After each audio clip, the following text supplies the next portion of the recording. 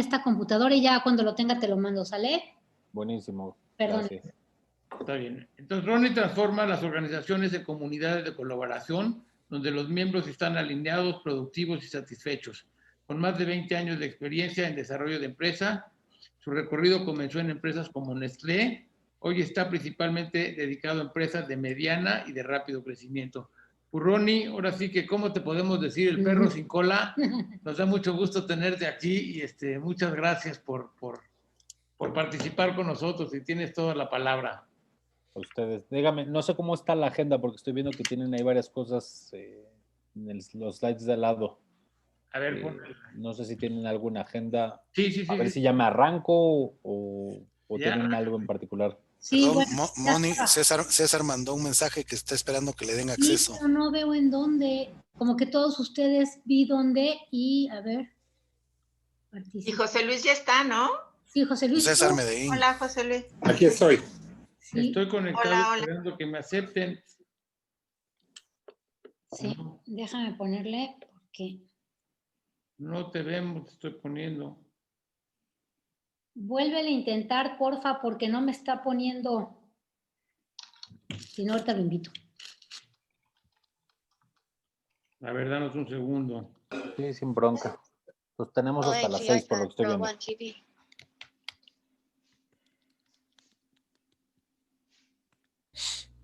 No. Todas estas tecnologías son una maravilla, pero de repente Es que dan de lata. todos me ha preguntado, pero de él no.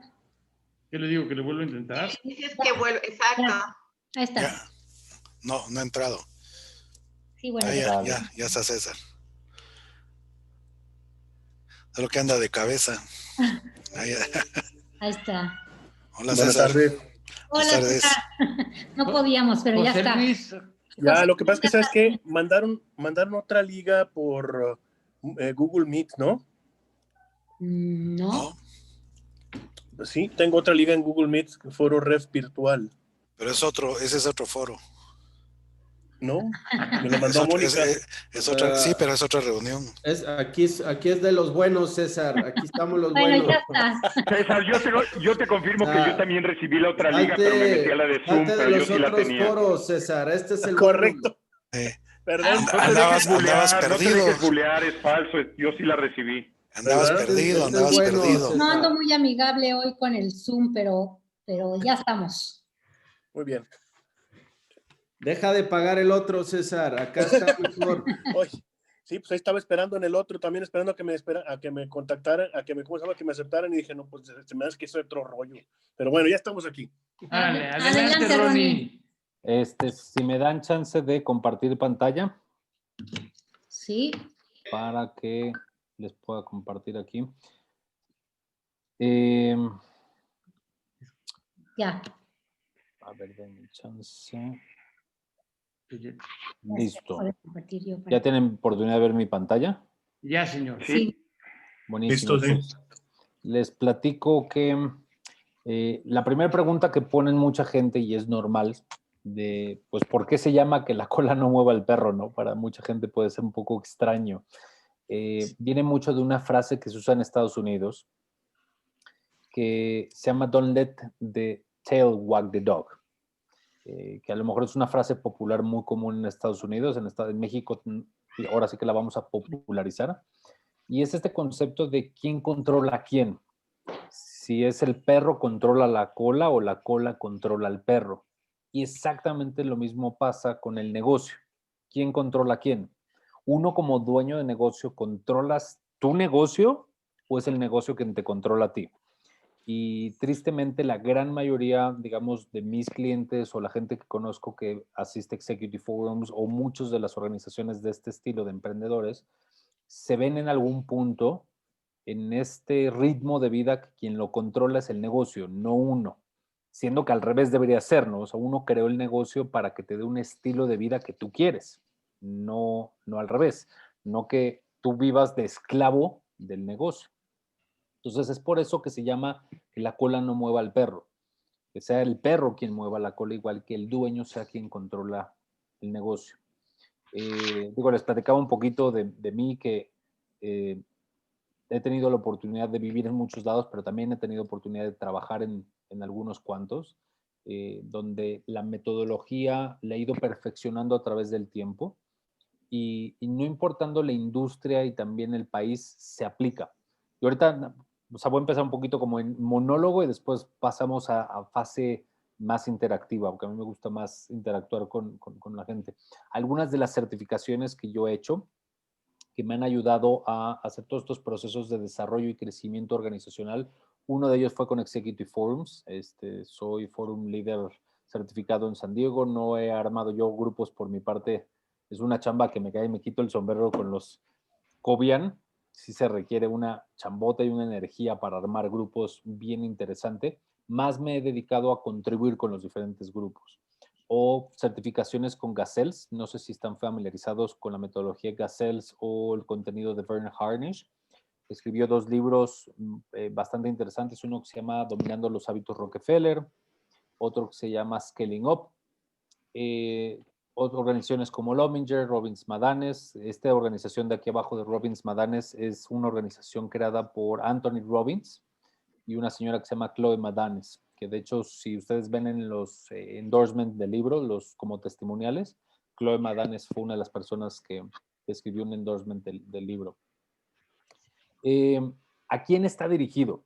En esencia está dirigido a gente como ustedes, o sea, a dueños de negocio, de empresas medianas que quieren crecer la organización, que tienen esa fuerza, esa energía, que tienen una organización que tiene entre 15 a 500 empleados aproximadamente, que quieren crecerla, pero no a costa de su libertad financiera, ni de su energía, ni de su bienestar, ¿no? Porque cada nuevo cliente, cada nuevo socio, cada nuevo proyecto, cada nuevo empleado, híjole, es como meter una piedra pesada en una mochila que uno va cargando, que se vuelve cada vez más difícil.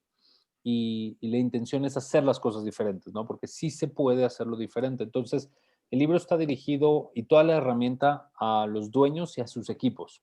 De hecho, yo les recomiendo que, digo, como mencionaba, perdón, ya no me aparecen los nombres de ustedes aquí en la pantalla. Uno de ustedes dijo que lo leyó en una sola sentada. Carlos. Ya mira, ya me apareció el nombre, no sé por qué no aparecía. Carlos decía, ya me lo leí en una sentada. Digo, a lo mejor probablemente eres la persona que más rápido lo ha leído, más que mi esposa. Yo les recomiendo que lo lean junto con el equipo, porque les va a dar una perspectiva y es una fácil lectura, como decía Carlos, ¿no? Donde puedo, sencillo, narrativo, a veces hasta divertido dentro del proceso. Entonces, un segundo que me estorba un poco la pantalla. Los típicos emprendedores con los que trabajo o están en Entrepreneurs Organization o están en Executive Forums o en Vistach o en Endeavor. Y seguramente por lo que hoy escuchaban los chistes de hace un rato, creo que uno de ustedes está en otra organización aparte de Executive Forums, ¿no? No importa en qué organización, me parece muy bueno que estén en una o varias de estas, porque al final de cuentas les da un servicio de tener una comunidad a la que pertenecen que están en la misma situación. ¿Para qué lo leerían? Y ahorita, digo, tendría curiosidad de lo poquito que han leído. ¿Qué tanto han podido avanzar del libro? Digo, Carlos nos dijo que ya se lo acabó. ¿El resto? No, yo voy un poquito menos de la mitad. Sí, yo leo un poquitito más despacio que Carlos. Jorge creo que también dijo que ya lo leyó. Mira, ya voy arriba de la mitad. Yo, Ronnie, yo me dedico a consultoría empresarial, entonces cuando leo tu libro, de verdad que es la fotografía que veo en todos lados. Exactamente, es decir, entonces me refresca muchas cosas, me trae no solo recuerdos, sino que situaciones que durante la vida las hemos pasado y que muchas veces vas a una empresa y a otra y se repite, no importa la industria, pero se repite y se repite, y son los mismos problemas que tú encuentras los que nosotros encontramos. Entonces me ha sido muy agradable. Qué bueno. Fíjense, el propósito o por qué la gente debe de leer el libro que yo traigo a la mesa es que precisamente doy las herramientas que tienen que ver en ayudar a los dueños de negocio en generar continuidad. Y esto puede sonarles un poquito tétrico, esta parte digamos, de la plática, porque Al final de cuentas, cada uno de ustedes, incluyéndome a mí, como dueños de nuestro negocio, creas un negocio, inviertes un montón de tiempo y energía por generar algo. Y tristemente, ese legado o ese patrimonio se ve amenazado constantemente ante una eventualidad que nos pueda pasar, ¿no? Porque a medida de que dependa más el negocio de nosotros, realmente es un autoempleo. Y corremos el riesgo de que si algo le pasa a uno, el negocio desaparece en un segundo, ¿no? Popularmente se dice que si el dueño estornuda, la empresa le da pulmonía.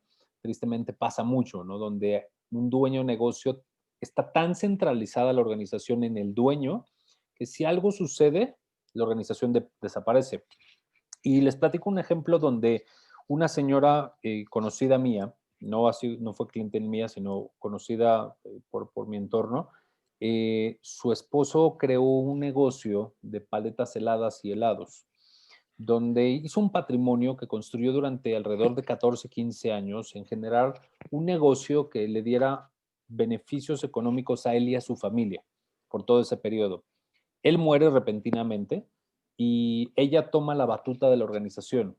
Tristemente, en un lapso de 2 años, quebró la empresa, ¿no? No la sabía manejar. Él no se la dejó lista para ser manejable y ella tampoco tuvo las herramientas para manejarla. Entonces, tristemente, la inversión que él hizo durante 14, 15 años, esas noches de desvele, esa casa hipotecada en múltiples ocasiones, esos bautizos y eventos familiares que se perdió, tristemente no tuvieron el beneficio que vale la pena, que es hablar de esta parte de continuidad. Y por eso les digo, suena un poquito tétrico, porque es empezar a pensar en cómo hago que la organización funcione sin que yo esté presente, ¿no? Pero hay que verlo desde ahora, desde el lado alegre, es cómo hacer que funcione es beneficio para mí, porque si la organización funciona sin mí, es una empresa, es un negocio.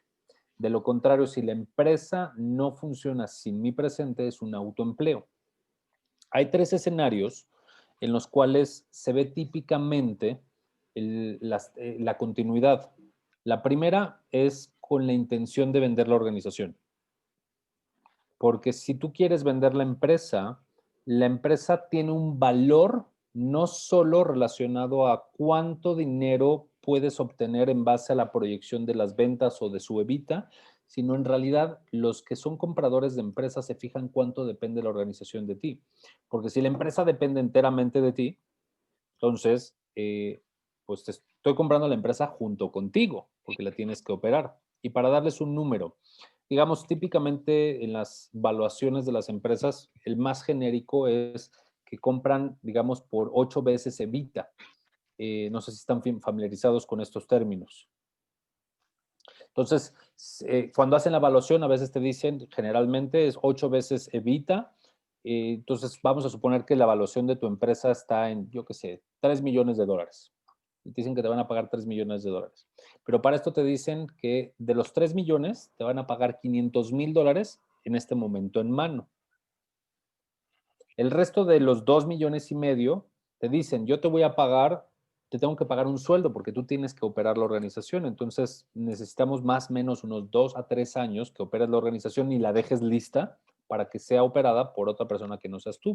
Entonces, de estos 2,5 millones, te voy a pagar yo en un sueldo anual más o menos $500,000. Entonces, son 3 años. Entonces, ya estamos hablando de 500 iniciales más 500 por año por 3 años, ya estamos hablando de los 2 millones. Y el millón restante te lo voy a pagar contra resultados. Si llegas a los resultados, te pago el millón restante. ¿Cuánta gente creen que llega a cobrar los 3 millones?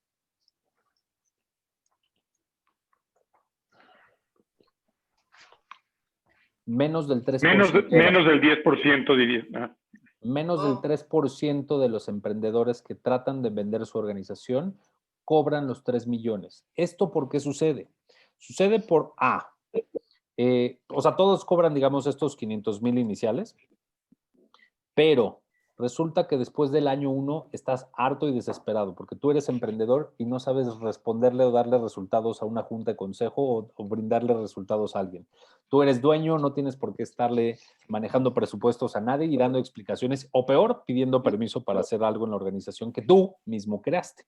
Entonces, la gran mayoría de los que compran organizaciones saben de esto y saben que no vas a cobrar casi 3 millones. O sea, vas a cobrar de los 500 y los 500 del primer año. Entonces, lo que una empresa les iba a costar 3 millones, la compraron por 1 millón. Imagínense qué pasaría si la organización está lista y que cuando venga un comprador te dice, oye, tengo interés de comprar la organización. ¿Cuánto vale? Pues tengo tanto de Vita. Ah, perfecto, la proyección es de 3 millones. Oye, te voy a dar toda esta oferta. No necesitas hacerme esta oferta. Yo la empresa te la puedo entregar en 1 mes. Si tú tienes un CEO que me venga a reemplazar, en 1 mes yo lo preparo y es una transición de 1 mes. No me tienes ni que pagar el sueldo. Dame los 3 millones y me voy. La segundo escenario que genera continuidad es pensar en la idea de pasar o traspasar el negocio de una generación a la siguiente, donde hemos oído infinidad de historias donde las organizaciones es bien difícil pasar a una segunda o hasta una tercera generación. Hoy cada vez se oye menos por el fenómeno de que cada vez empezamos más jóvenes a emprender y cada vez nos tardamos más tiempo en tener hijos. O sea, yo, por ejemplo, ahorita tengo 42 años y apenas está embarazada mi esposa. De aquí a que uno de mis hijos esté en edad para trasladarle el negocio está complicado. Pero la gran mayoría de la gente que conozco está viviendo una situación, llamémosle, similar. Sin embargo, hay que organizar la empresa porque es un patrimonio, es un bien que le estás dejando a tus hijos y que si el día de mañana, ya sea por voluntad o por enfermedad, salud, ya sea por voluntad o por enfermedad, vas a dejar el negocio, que se los dejes listo, ya sea a tus hijos o a tu esposa o a tu pareja, que sea un negocio fácil de manejar, que les dejes una solución para su vida y no un problema. Y la tercera alternativa para generar continuidad, y es probablemente la más efectiva, es tener la humildad y creer que no soy yo el mejor CEO. Seguramente hay alguien que sabe hacerlo mejor que yo, dirigir la organización, ser más barato. Para obviamente tengo que tener la suficiente humildad para decir, ok, si yo soy extraordinario en ventas, no soy tan bueno dirigiendo. Entonces tengo que dejar uno de los dos roles. Entonces, cualquiera de estos 3 escenarios nos da la oportunidad de generar una continuidad. Esta es la intención del libro, ¿no? De darles las herramientas a los dueños de negocio que tomen control de su organización y que sean ellos quien controlen la empresa. Cualquiera de estos 3 escenarios, para que los tengan en mente, son muy útiles, imaginarse ellos. Porque a lo mejor dices, no tengo intención de venderla, o no tengo intención de traspasar o hacer una transición de una generación a otra, o no quiero traer un CEO, Ronnie, estoy feliz así. Yo les diría, no importa, aunque estén felices, dense la oportunidad de plantearse uno de los 3 escenarios y empiecen a trabajar la organización hacia ese rumbo. Créanme que van a empezar a ver mejoras automáticas, porque para hacer cualquiera de estos 3, tienen que corregir muchas cosas en la organización. El mejor ejemplo de esto es, imagínense que hoy, sin aviso alguno, yo les dijera, quiero comprar un auto. Enséñenme sus autos, háganme propuestas de su auto el día de hoy. Hoy yo les haría una oferta que si ustedes hubieran sabido que yo tenía intención de comprar el carro, seguramente le hubieran arreglado los 2-3 rayones que tienen, le hubieran puesto aromatizante, le puesto una lavada, que por esa inversión a lo mejor de 1,000 pesos en una lavada y una tallada, le hubieran sacado unos 5,000 o 10,000 pesos más por ese mismo automóvil. Lo mismo pasa con el negocio. ¿Cómo lo hacemos o cómo lo hago? ¿No? O sea, la metodología, y cuando tengan oportunidad de leer el libro, si ya leyeron por lo menos el primer capítulo, ya se habla de esto. Hay 3 números principales en los cuales nos obsesionamos. Que con estos 3 números nos damos cuenta de la salud de la organización. Yo, por ejemplo, me doy muchísimo cuenta qué tan saludable es la organización y qué tan lista está para un proceso de continuidad. Y los 3 indicadores son estos: el tema de eficiencia, independencia y confiabilidad. Generalmente se dan en ese orden. Generalmente se da hay que trabajar en eficiencia, luego en un tema de independencia y luego confiabilidad. ¿Cuáles son estos 3? Voy a entrar en detalle. Y a partir de ahora, de verdad, en el momento que tengan dudas, pregúntenme y lo interrumpimos y les hago la transición. Eficiencia. Mucho se habla de cómo mido la eficiencia o qué tan bien sé si soy eficiente. Y es más sencillo de lo que se cree. Y es una ecuación que probablemente les va a dar dolor de cabeza a un par de ustedes. Es una fórmula que tiene que ver con la facturación anual entre el número de empleados que tienes. Y para que tengas una idea, es el resultado genérico que se tiene para Latinoamérica, es que un empleado, yo tengo que tener una facturación, por lo menos, en el caso de Latinoamérica, de 1 millón de pesos mexicanos por empleado al año. Entonces, si tengo una empresa de 20 empleados, incluyéndome a mí, por cierto, porque uno es empleado, aunque uno no cobre sueldo, que ese es un mal hábito que ahorita podemos platicar de ese mal hábito que tenemos de no cobrar sueldo, sino cobramos utilidades, pero en esta fórmula tengo que contemplar todos los empleados que tengo en la empresa y dividir más bien la facturación entre el número de empleados. Entonces, si tengo 20 millones de pesos de facturación y tengo 20 empleados, quiere decir que estoy muy sano, estoy siendo muy eficiente, porque me da una ecuación de 1, de 1 millón de pesos. Sin embargo, si me pasa que tengo un índice muy alto, vamos a poner el caso que tengo 40 millones de pesos de facturación y tengo 20 empleados, entonces mi número es mucho más alto. ¿Y qué me indica eso? Me indica que estoy explotando a la gente, que estoy usando a los demás. Dame un segundo. Y al contrario, si el número es muy bajo, quiere decir que estoy siendo muy poco eficiente y tengo gente sobrada. Entonces, si tengo, digo, nada más hablando de números así rápidos, ¿qué les decía? El 40 millones son 2 millones por empleado, ¿cierto? Entonces, quiere decir que estoy siendo muy eficiente. Llegar a ser muy eficiente de 2 millones de pesos por empleado, quiere decir que estoy compitiendo con empresas europeas y anglosajonas. Y si ponemos el escenario donde estoy produciendo 10 millones de pesos entre 20 empleados, nos da 500,000 pesos. Quiere decir que estoy siendo sumamente eficiente y me sobra gente. Por ahí alguien tenía pregunta. Perdón, no que no les diga por su nombre, es que no me aparecen los nombres. Déjenme, voy tomando nota. No te preocupes. Perdón, tu nombre. Una pregunta muy rápida. ¿En qué se basa este millón? Porque también tus costos, sobre todo los variables, pueden ser diferentes en cada empresa. No me voy a ir al fijo, en tus variables.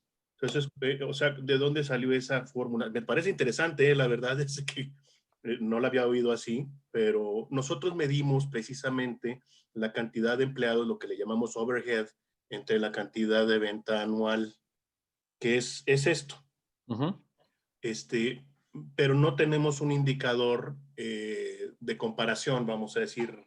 En este caso, pues me estás dando uno que es el millón de pesos anual por empleado.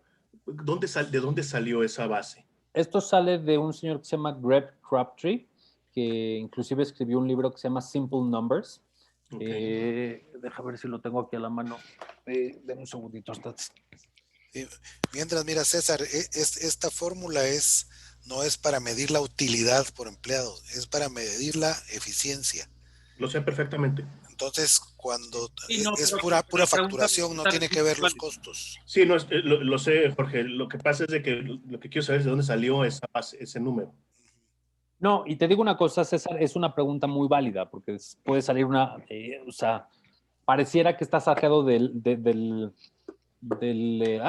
sombrero de mago, ¿no? ¿De dónde sale este número? De la chistera. No es un número, llamémoslo mágico, es un Greg Crabtree, de hecho en este libro de Simple Numbers, te habla mucho de este concepto que se llama Revenue per Employee, donde empezó a sacar mucha estadística, a decir, ok, ¿cuál es un punto de comparación? ¿Cómo sé si estoy bien o mal en mi empresa?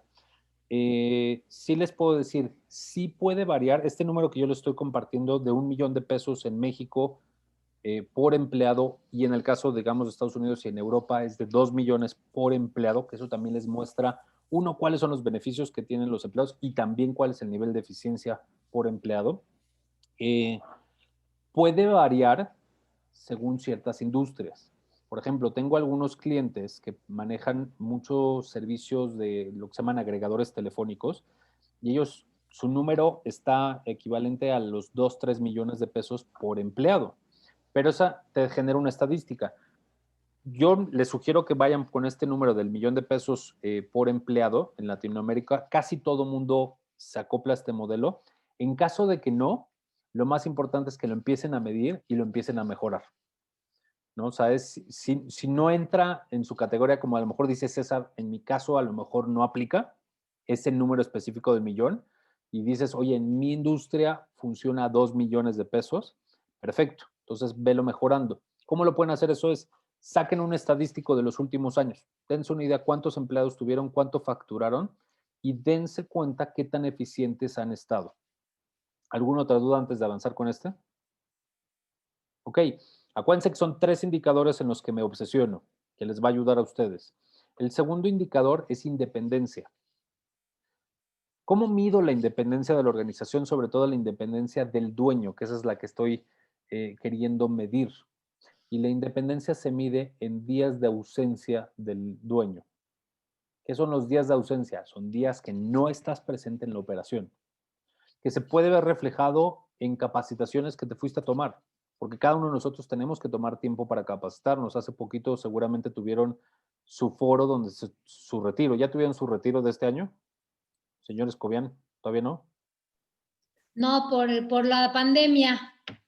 Ok, pero ya les tocó a este grupo tener su retiro el año pasado, aunque sea. Sí, en octubre del año pasado fuimos a San Miguel. Buenísimo, entonces ya conocen el concepto de irse a un retiro, ausentarse del negocio para un tema de capacitación personal. Otra forma que se puede ver la independencia o los días de ausencia son esos días que te fuiste a ver proveedores clave, no clientes, proveedores, que tuviste que viajar a China, que tuviste todo ese tiempo que no estuviste en contacto con tu equipo. O simple y sencillamente porque tuviste las ganas de disfrutar hacer un castillo de arena con tus hijos. Todos estos sin tener que tener el token a la mano para autorizar pagos, para hacer movimientos de último momento, autorizaciones de la operación diaria. Porque a medida que tú como dueño te puedes ausentar, muestra qué tan independiente es el negocio. Es muy común que cuando llego a trabajar con nuevos clientes, le pregunto cuánto tiempo te puedes ausentar y me dicen, no, yo me puedo ausentar 1 o 2 semanas sin problema. Y les digo, ok, pero si dejas el token, el celular y la computadora, me dicen, no, 5 horas.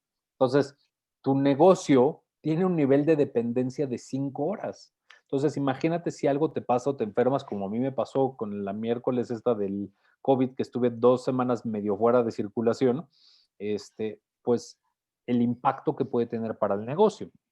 Entonces, el segundo indicador es independencia. El tercer indicador tiene que ver con la confiabilidad. Y la confiabilidad se mide con respecto a qué porcentaje de cumplimiento tenemos de lo que nos comprometemos. Ahora sí que nosotros medimos a nuestros proveedores en base a qué tanto nos cumple.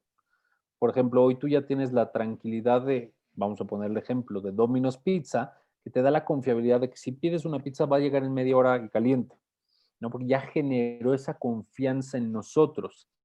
Lo mismo pasa con tus proveedores, que tienen que generar esa confiabilidad para contigo. Entonces, a medida que tengas toda la cadena de abasto hasta el punto de que tú le surtas a tu cliente y tu cliente se sienta confiado que le vas a dar los resultados, eso indica la madurez de la organización. Específicamente, ¿dónde yo mido la confiabilidad? La mido en el cumplimiento de los objetivos del equipo directivo. Es decir, tú como dueño trabajas con un equipo directivo y que trimestralmente, teóricamente, deberías de establecer tus objetivos del trimestre. En objetivos de trimestre, la pregunta es qué tanto los cumplen, ¿no? Porque hay equipos que o pronostican mal, o sea, establecen objetivos inalcanzables, o ponen objetivos alcanzables, sin embargo, no los logran. Entonces, es qué tan confiable es el equipo, porque parte de tu chamba como líder es empezar a generar ese equipo que funcione muy bien sin ti. Y vean estos 3 elementos, déjenme, me regreso intencional. Si tengo un equipo eficiente, o sea, tengo la cantidad de gente adecuada para la facturación y somos eficientes, no tenemos gente de más, que gente de más genera muchos problemas y un drama innecesario en la organización. Tengo independencia donde la organización no depende de mí como dueño. Y por último, tengo un equipo que da resultados, que cumplen lo que prometen. Imagínense el tipo de organización que tuvieran si cumplieran estos 3 indicadores. Y poniendo un ejemplo de una evolución, que este es extraído del libro, donde se ve la evolución de este cliente que se llama Plastipack, que es una historia ficticia, pero basada en casos reales que he tenido con clientes, donde pueden ver la evolución a través del tiempo de cómo la organización cada vez va mejorando. Vean el número del RPE, ¿no? Donde el ERP, que es el de la eficiencia, vean cómo empieza en el año 2015, donde tienen $17,000 por empleado, siendo que para el año 2020 tienen una mejora de su eficiencia a $37,000 por empleado por año, que digamos en referencia, pues calcúlenlo, todo fue calculado a 20 pesos por dólar. Días de ausencia, donde al principio, pues en los 2015 pues, no se podía ausentar ni un solo día.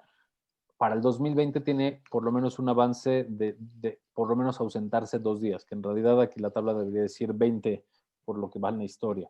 Y lo mismo va sucediendo con la confiabilidad, ¿no? Es cuán confiable está siendo el equipo. Fíjense cómo en este último renglón, esta organización es mucho más valiosa y más autónoma que la que está en el 2015. Hasta acá, ¿cómo vamos con dudas, preguntas? A mí lo único que me hace ruido o sea, bueno, no me hace ruido, pero que me rebota mucho en la cabeza cuando te escucho, dices que es para transicionar por generación, para vender o para contratar a un CEO. A mí se me ocurre que todo esto simplemente podría ser mucho más sencillo que eso, es simplemente, como bien lo dice el libro, para yo tener la libertad, para poder tener concentración, tener un balance vida-carrera, poder dedicar tiempo a lo que me divierte y a lo que sé hacer. Puedo seguir siendo el CEO de mi empresa, pero ya no me meto en los detalles que no debo porque tengo la disciplina y la eficiencia organizacional correcta. Estás en lo correcto. Sin embargo, tristemente, no pensamos así. O sea, la gran mayoría de la gente es mucho más egoísta y no vemos el beneficio que tenemos para nosotros. O sea, estás totalmente en lo correcto.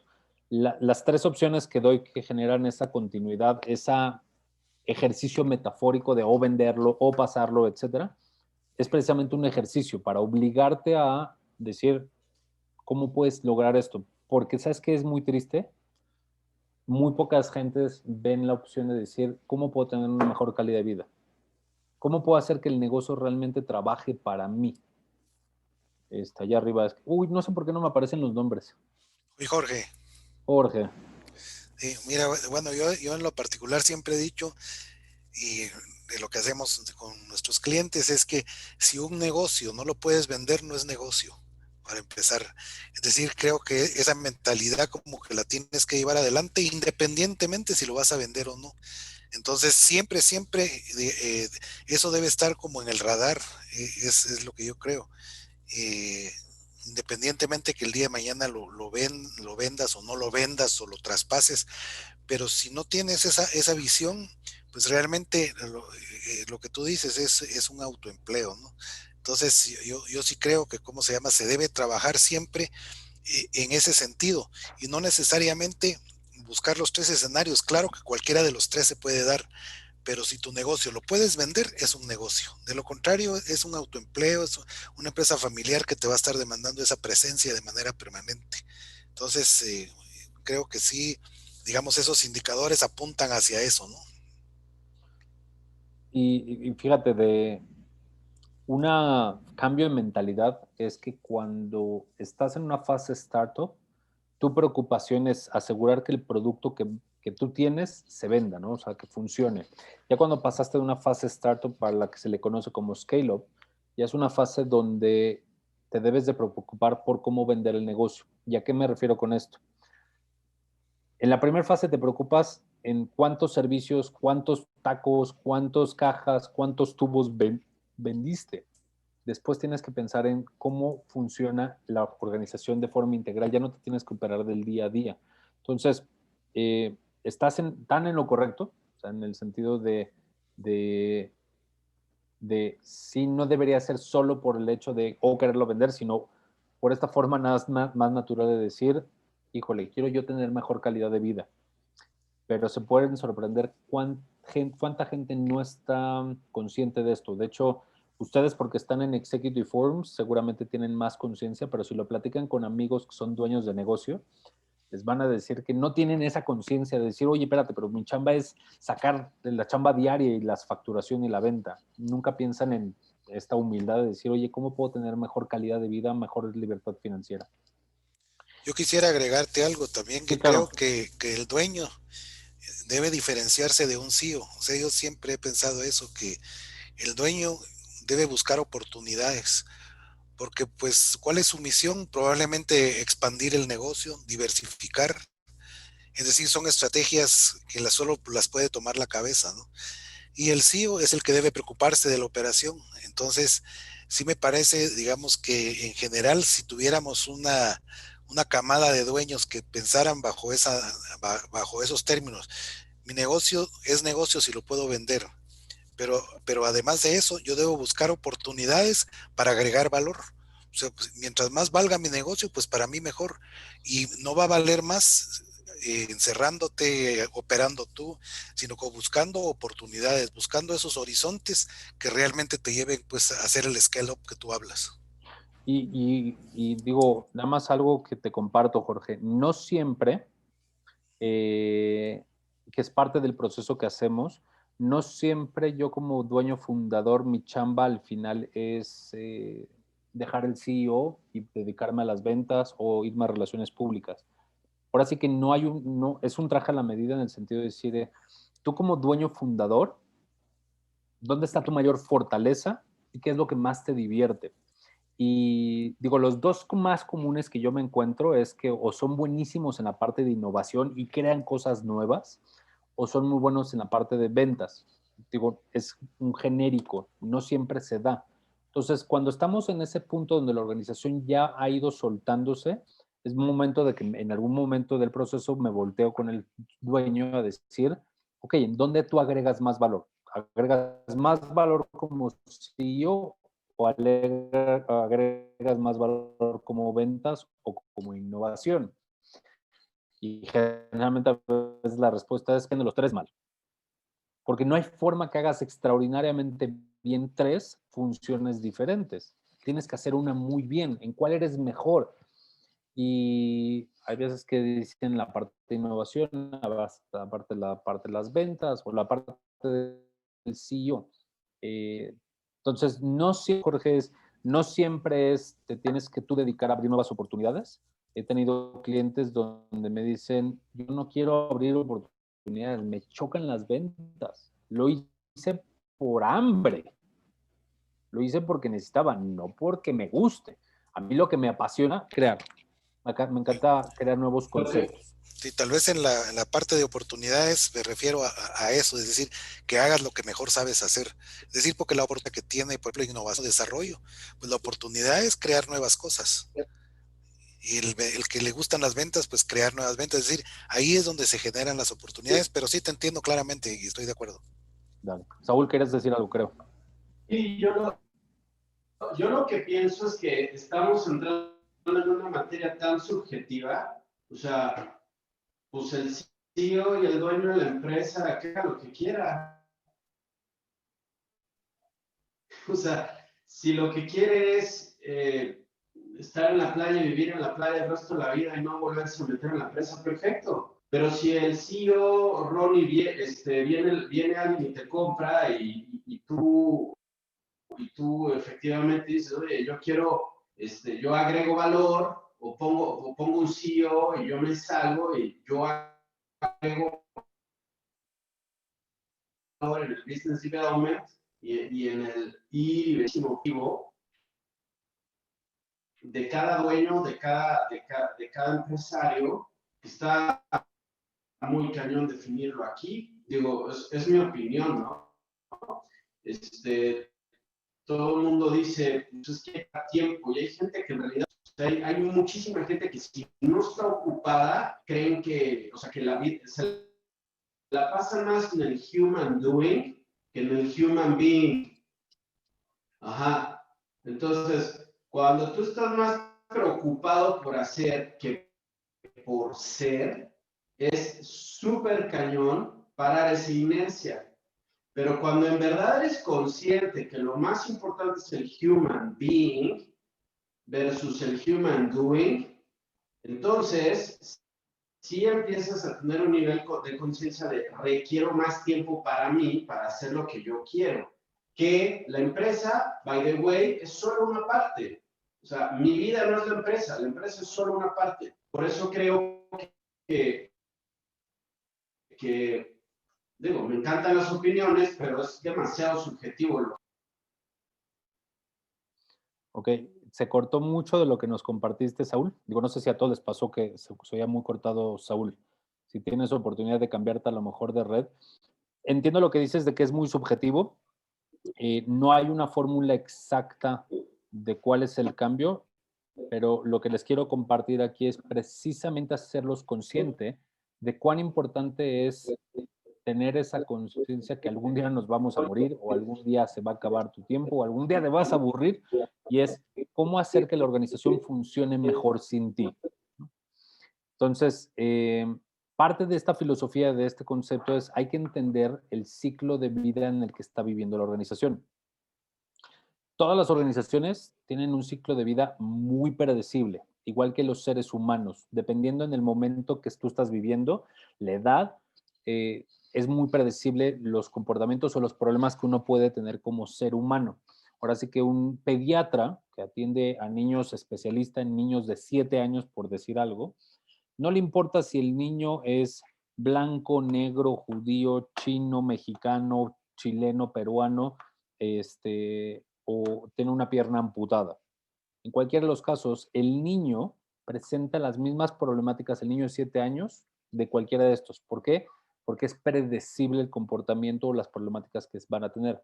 Una empresa pasa lo mismo, donde empresas donde las estoy describiendo de 15 a 500 empleados presentan problemáticas muy esperadas, donde cuando yo llego a las organizaciones empiezo a hacer un montón de preguntas para entender cuál de los hábitos tóxicos están viviendo, y aquí les voy a compartir algunos de ellos. De hecho, en el libro hablo a detalle de los 34 hábitos tóxicos que tienen en las empresas. Aquí les voy a platicar nada más de algunos y los podemos poner en la mesa si alguno de estos los están viviendo. El primero es, las empresas son reflejo de su líder. Y si el líder es un desordenado, no esperemos que el resto de la organización sea ordenada. O si el dueño no está orientado a objetivos y no le importa cumplir compromisos, lo mismo va a pasar con los niveles de hacia abajo.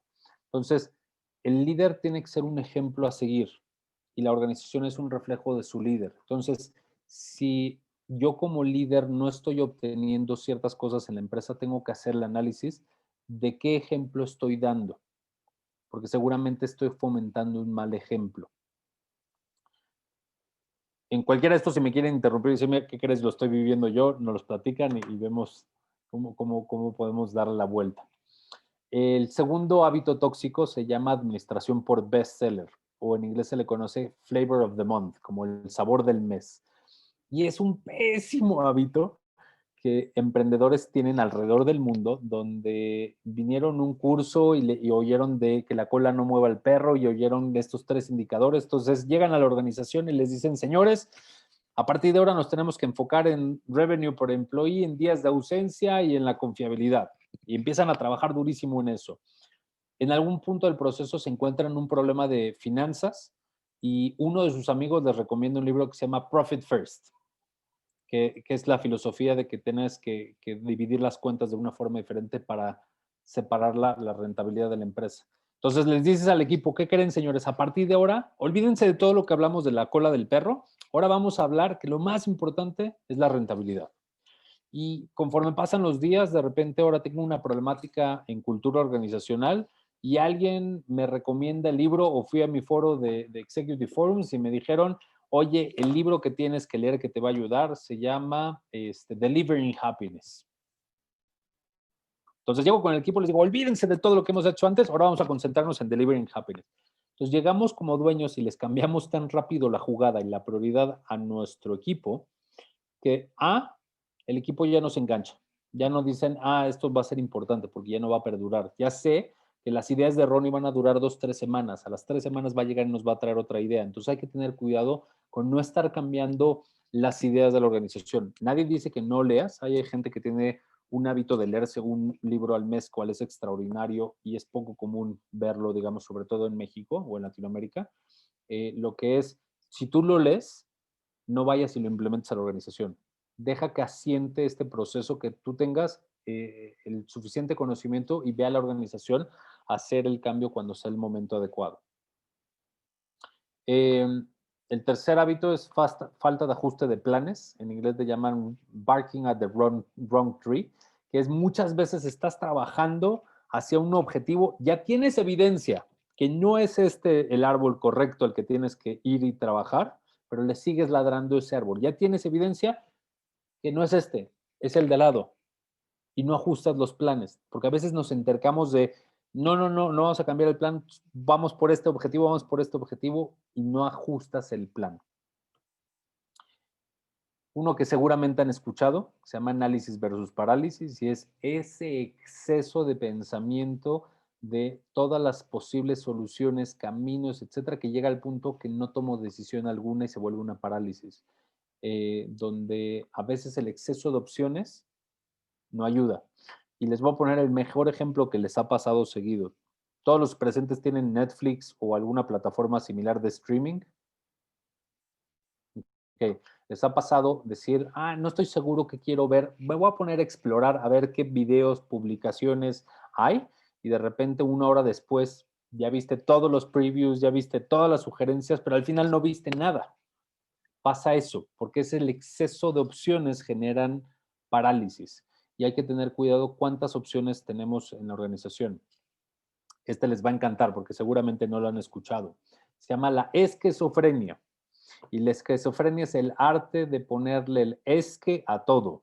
Es que el clima, es que la comunidad, es que el COVID, es que la nueva realidad, es que. Entonces el es que genera un montón de pretextos, y la organización que vive en pretextos, es horrible vivir en esas organizaciones. O sea, imagínense como cliente es asqueroso tratar con una organización donde me dan justificaciones, explicaciones y pretextos. Es desesperante. No sé si les ha pasado de que estás lidiando con una organización que tú eres cliente y te dan pretextos. Y llega un punto donde dices, la verdad, no me importan tus pretextos. Quiero soluciones. No te hablé para que me des pretextos. Pero Saúl, dame un segundito. Pero como dueños de negocio también nos pasa que nos volteamos con nuestro equipo y nuestro equipo nos empiezan, es que esto, es que la autorización. Y llega un momento de frustración como dueño que dices, te pago porque me des soluciones, no porque me expliques por qué no puedes. Quiero que me digas como sí. Entonces tenemos que eliminar este hábito de la esquizofrenia. ¿Querías comentar algo, Saúl? Sí, me da mucha risa esta, Ronnie, porque yo viví en Estados Unidos algún tiempo y trabajé con jefes gringos, obviamente, y cuando la división de México decía, lo que pasa es que inmediatamente venía un golpe de mesa del gringo y decía, esa frase de lo que pasa es que ya sé que viene una historia atrás de esa frase y no la quiero oír. No me digan lo que pasa es que. Entonces, me relaciono muy bien con lo que dice justamente por. No, y ahora llévanlo a la empresa que ustedes dirigen hoy. Cuando su gente les dice, les preguntan, oye, ¿llegaste a los objetivos? Es que resulta que el cliente, y dices, no me lo tomes a mal, me vale madres. Primero dime, ¿sí o no llegaste? Sí llegué. Ok, entonces ¿para qué me vas a platicar una historia? O no llegué. Ok, dime cuál es tu plan. No me expliques la historia. Entonces, la esquizofrenia es un problema grave que existe en las organizaciones que hay que erradicar. Otro hábito tóxico que existe en las organizaciones se llama el péndulo de la delegación. Resulta ser que la delegación es un arte en el cual no nos entrenaron. No sé cuántos cursos, entrenamientos han ido, gente que conocen que han hecho MBAs y no van a encontrar muchos cursos de delegación. ¿Por qué? Porque es muy difícil, es un arte muy difícil, crítico para dirigir organizaciones porque necesito más gente que yo. ¿Y por qué se le llama péndulo? Porque es paso de la supuesta delegación a algo que se llama micromanagement, que es estar pendiente de cada uno de los detalles, los puntos y comas y los puntos en las IS, en los emails, a el extremo que se llama la abdicación. Que la abdicación es, pues yo te encargué esta responsabilidad, José Luis, y es tu problema. Y durante 2, 3 meses ni te pelo, nada más vengo a exigirte resultados el día. Entonces, como líderes tenemos que aprender a delegar de forma adecuada.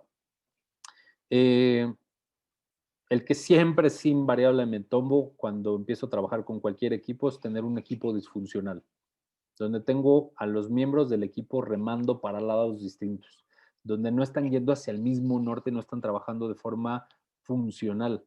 Entonces, esa es una crítica, esa sí o sí me la topo. Digo, las otras son medio a veces sí, a veces no, por momentos, pero esta del equipo disfuncional es crítico. Y una de las herramientas que usamos, no sé si están familiarizados con el trabajo de Patrick Lencioni, con un libro que se llama Las 5 disfunciones de un equipo, que te da pautas e ideas de cómo hacer un equipo más cohesionado y funcional, que estén trabajando y orientados al mismo norte. Digo, perdonen que no pude encontrar una imagen que nos sirviera en imagen en español, pero hay veces que las organizaciones y ustedes como dueños de negocios seguro están hartos, donde los empleados creen que todo tiene que ser democracia y las empresas no son democráticas. Hay veces que no puedo tomar en cuenta la votación de todo el mundo. Puedo tomar en cuenta las opiniones de todos, pero no necesariamente su voto. Tampoco quiere decir que tengamos que ser empresas autocráticas o dictatoriales. Hay varias opciones, pero una organización donde todo sea un exceso de democracia se vuelve imposible trabajar. Y esto tiene por dos lados. O como yo, dueño de negocio, quiero ser buena onda con mi gente y entonces busco esta opción de que seamos un poquito democráticos, o mi gente quiere sentirse que es democrática la organización para sentirse involucrados y motivados. Cualquiera de los dos casos es un error. La empresa no puede ni debe de ser democrática. Hay momentos para democracia. No es todo el tiempo, pero la gran mayoría se pueden sorprender, no es democrática. Entonces, si quieren avanzar rápido, no dejen que la democracia tome lugar. Y menos hoy con todo este rollo de los justicia social y que hoy en día todo este rollo millennial habla mucho de este concepto de la democracia. La democracia en las empresas no aplica. Hay sus momentos, más no todo tiempo. Por cierto, ¿algunos se han sentido identificado con alguno de los hábitos tóxicos, aparte de Saúl, que nos compartió en el de la esquizofrenia?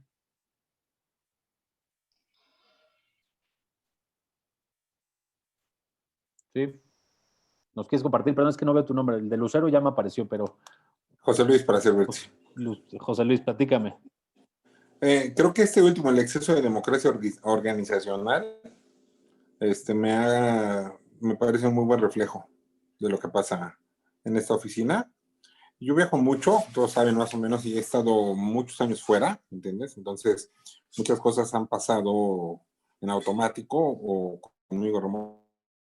Y este año que he estado aquí, he visto que los procesos son muy interesantes conmigo aquí, ¿entiendes? Es como, no están esperando que les diga qué hacer o qué no hacer, porque según ellos ya tienen un proceso para todo. Entonces he chocado con mucha gente porque su democracia organizacional repercute en ineficacia organizacional, ¿entiendes? Ok. O sea, por lo que yo oigo en lo que nos platicas es, ¿la organización necesita que tú estés presente para que se muevan las cosas? Yo pensaría que no, pero parece que sí. Lo que pasa es que yo pensaba que no lo necesitaba y ahora veo que muchas cosas que aparentemente funcionaban no funcionan como debieran. Y eso lo he descubierto este año por estar aquí sentado todo el año, ¿me entendés? Es la primera vez en más de 20 años que yo he estado todo el año sentado en mi oficina. Entonces muchas cosas aparentemente funcionaban bien o medio funcionaban automáticamente, etcétera. Y digo, sentado aquí este año, bueno, te reirías desde la bomba de agua de la cisterna hasta las importaciones. Como una colección de errores, pero de cosas que nunca me hubiera dado cuenta si no hubiera estado sentado aquí este año, porque supuestamente funcionaban o medio funcionaban. Bueno, hay veces que hay que pasar un poquito de tiempo, como dicen que al ojo del amo el caballo engorda. Hay veces que hay que estar ahí para corregir y presionar. No, totalmente, o sea, pero lo he aprendido, es algo...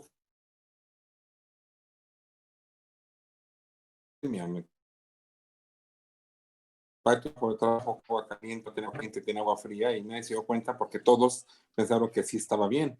He encontrado que las importaciones han estado mal hechas a lo largo de 15 años porque se suponía que estaban funcionando bien y ya corro yo los números y reviso y lo que no. Cuando veo y hablo con todos, todos señalan a todos. O sea, todos han estado de acuerdo en hacerlo mal. Entonces ahí te va. Yo creo que lo que tú me estás compartiendo no es un problema de un hábito de exceso de democracia. Un exceso de democracia se ve cuando estás en la organización, se quieren tomar decisiones y todo el mundo quiere opinar, pero la gente se ve ofendida si estás con tu equipo directivo y tomas un camino que no fue el que alguien dijo, ¿no? Porque dicen, entonces no me tomó en cuenta. No, sí te tomé en cuenta, pero no hicimos lo que tú querías. Lo que tú estás describiendo más bien es esto que se le conoce como el juego de echar la culpa. Ese juego de que alguien tiene que tener la culpa. Algo salió mal y a alguien le tenemos que echar la culpa. Y pasa por dos fenómenos. Uno es por exceso de cariño al dueño o el segundo es por exceso de miedo al dueño. En ambos casos pasa igualito, en el sentido de, uy, no, yo no voy a perder el cariño de José Luis. José Luis me adora, yo la cagué, pero, uy, ¿cómo protejo mi espalda? Vamos a ver a quién encontramos de culpable para que alguien sea chivo expiatorio y no me culpe a mí. ¿Por qué? Porque yo tengo una relación casi paternal con José Luis. José Luis es casi mi padrastro y no puedo permitir que vea algo mal en mí. O, caso contrario, José Luis es tan iracundo, no se puede enterar que yo fui el culpable, entonces mejor culpamos a otro y que se caga a pedos a otro, que a otro lo grite y que a otro lo corra. Es más, lo que me comparte suena más esto, el fenómeno del juego. Es que aquí hay una variable que, fíjate, por ejemplo, yo sí puedo casi señalar con dedos porque sí tengo un responsable para cada una de esas cosas, pero no he encontrado ninguno que alce la voz y alce la mano y diga, fui yo, ¿no? O sea, tengo desde un arquitecto que sé que es el responsable de toda la parte civil, de electricidad, plomería, de esta oficina y de todas las otras instalaciones. Obviamente para mí él es el responsable de eso, ¿no? Él no ha señalado a nadie más, pero tampoco se ha puesto la culpa, ¿no? Tengo una persona que se hace cargo de las importaciones, que es el que trata con la compañía de logística, con el transportista, con el fiscalista, con todo, que hoy puedo deducir que es el que está equivocado y tengo aquí cajas que no debían estar aquí y hay cosas en Estados Unidos que debieron haber estado aquí y nadie levanta la mano para decir, aunque yo sí sepa, porque obviamente cada quien tiene una responsabilidad, ¿no? Pero como te digo, aquí el problema que yo veo es que como había pasado así durante años y nadie les había dicho que estaba mal porque nadie se había sentado y entre ellos, pues tal vez han visto que alguna cosa está mal, pero nadie le dice al otro, oye, lo estás haciendo mal. Entonces, digo, este año ha sido muy ilustrativo para mí porque te digo, ya me da miedo qué puerta abro y qué voy a encontrar. ¿Entendés? Entonces, o sea, es... Nada más aprovecha que si ya sabes que está estos dos fenómenos, por un lado tú ya te estás encontrando cada paso errores que hay y ya sabes que hay este fenómeno del juego de echar la culpa, tienes que empezar a generar una cultura de lo que se llama accountability, que es de rendimiento de cuentas, ¿no? Donde la gente tenga la sanidad de decir, yo fui el error, yo me hago responsable, y no es de que José Luis es iracundo y me va a correr. A lo mejor me va a gritar o a lo mejor me va a estar molesto conmigo, es entendible, pero no me va a correr, sino voy a seguir y voy a resolver la problemática. Les platico otro que pasa muchísimo. Se llama crecer quebrado.